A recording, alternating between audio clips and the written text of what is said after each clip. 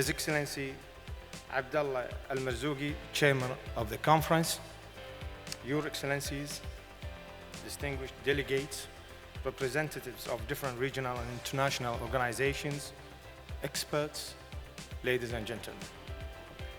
It is my great pleasure to be with you in this remarkable meeting and gathering, addressing an important topic which represents a major challenge for all our countries in this region.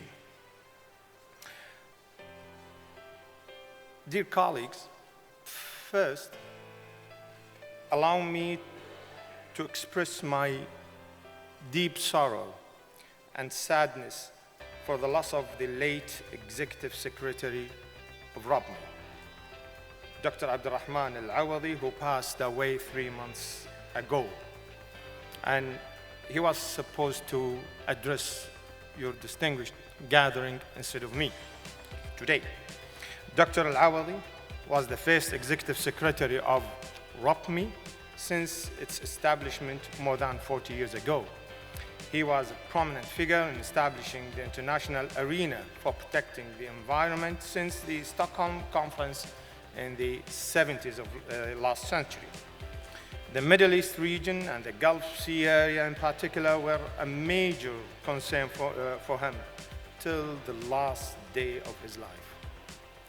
Despite his weakening health and age, he died with so many plans in his mind: how to combat pollution in the region, what to do to convince our region states to do more for protecting our environment, and most importantly, during his last year was what do we need really to do in order to deal with the climate change growing threats so that we be ready and well prepared. He was one of those who can merge science with politics in a very unique and effective way. He was supposed, as I've said, to address your gathering instead of me today. Unfortunately, he passed away, as I've said, 3 months ago, and I still personally remember when he visited us 30 years ago during the Kuwait oil fires in Burgan oil fields, and he said, Wildi Jasem, as he usually used to say, protecting the environment is not a luxury. It is a necessity and style of life. Rahmatullah alayhi wasi'a wa askana Allah fasih jannata. Ladies and gentlemen, it is of no doubt that marine environment in the whole globe and in our sea area in particular is under continuous growing stress and facing many challenges due to the increasing burden exerted by increasing different human activities. There are many examples of such challenges, such as heavy shipping traffic, the development of coastal projects like land reclamation for new cities, new ports, the exploration and exploitation of oil and gas, petroleum and petrochemicals plants, water desalination plants, tourism facilities, coastal construction projects, and many other non-petroleum projects. It is worthwhile mentioning that there are more than 125 oil and gas platforms within the inner ROPME Sea area. Those projects and activities are all highly demanded and needed due to their important and vital economic value.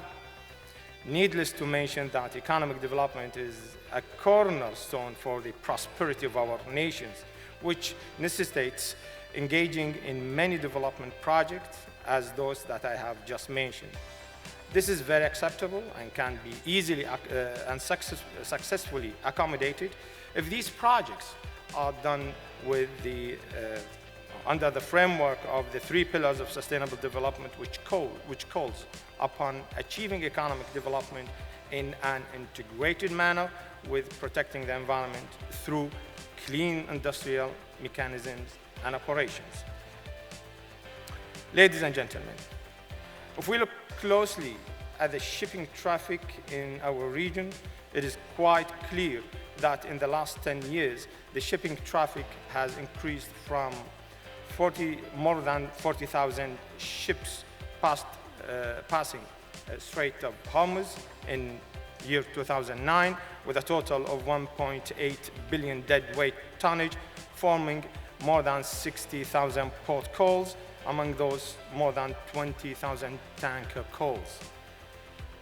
This increased in year 2018 to more than 48,000 ships passing Strait of Hormuz, with a total of 5.9 billion deadweight tonnages, forming more than 200,000 port calls, among those more than 46,000 tanker calls.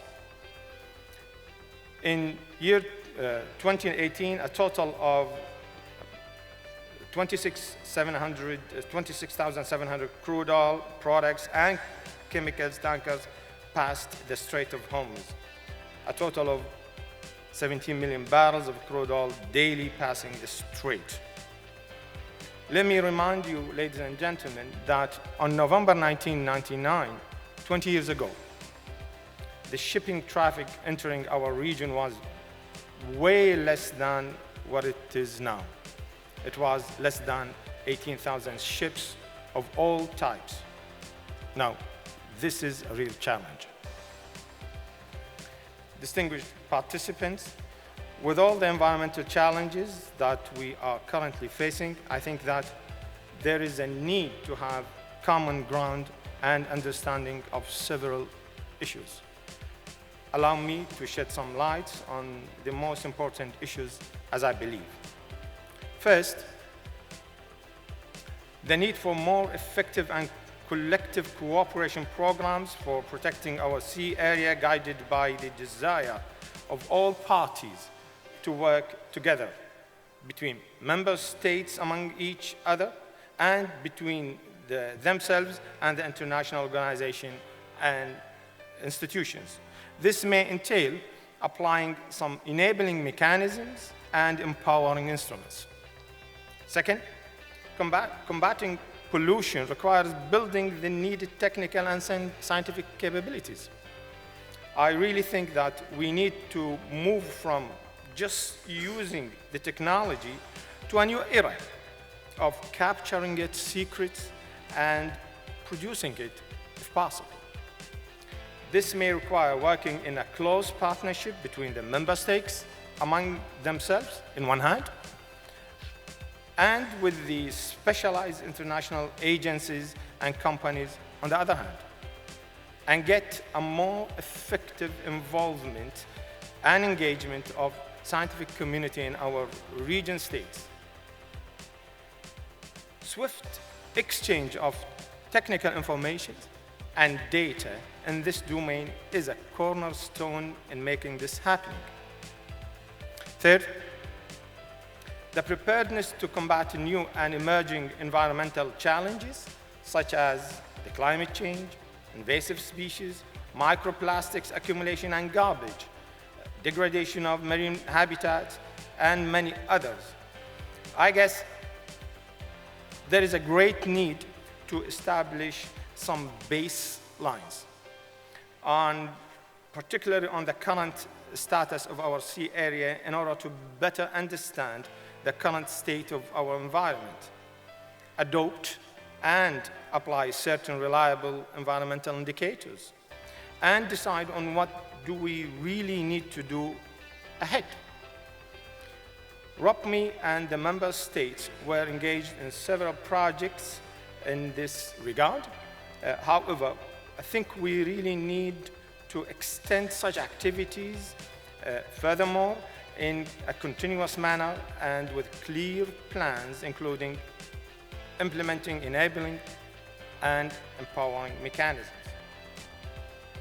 Ladies and gentlemen, ROPME will continue to play its role in serving its member states, aiming at preserving and protecting the environment in ROPME Sea area through ROPME's direct services, such as the remote sensing, periodical surveys, studies and workshops, or through MEMEC, which proved that it really plays an important role in the case of emergencies and accidents.